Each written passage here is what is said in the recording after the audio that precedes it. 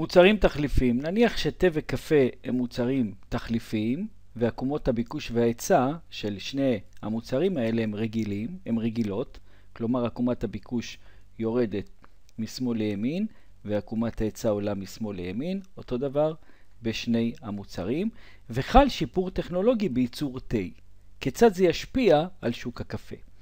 אז שיפור טכנולוגי בייצור התה, אם יש שיפור טכנולוגי זה משפיע על עקומת ההיצע של שוק התה, עקומת ההיצע מוסטת ימינה ל-S1, המחיר של תה יורד והכמות גדלה. זה מה שקורה בשוק התה, אנחנו עוברים לנקודה B מהנקודה A. אז בשוק התה, שיפור טכנולוגי מביא לירידת המחיר ולעלייה בכמות שיווי המשקל, זה בתה. בואו נראה מה קורה בשוק הקפה. כתוצאה מזה שמחיר התה ירד, אז הצרכנים של הקפה אומרים למה לנו להמשיך ולשלם מחיר גבוה, נעבור לצרוך תה, כי תה וקפה הם תחליפים מושלמים.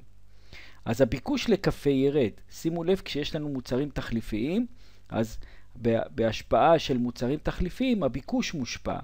אז הביקוש לקפה קטן, אז אם הביקוש לקפה קטן, עקומת הביקוש יורדת, המחיר יורד וכמות שיווי המשקל קטנה. אז כתוצאה מכך, בשוק הקפה, גם המחיר ירד וגם כמות שיווי המשקל תקטן בגלל הירידה בביקוש. אנחנו גם יכולים לראות מה יקרה להוצאת הצרכנים על קפה. הוצאת הצרכנים על קפה תקטן, כיוון שגם המחיר ירד וגם הכמות קטנה.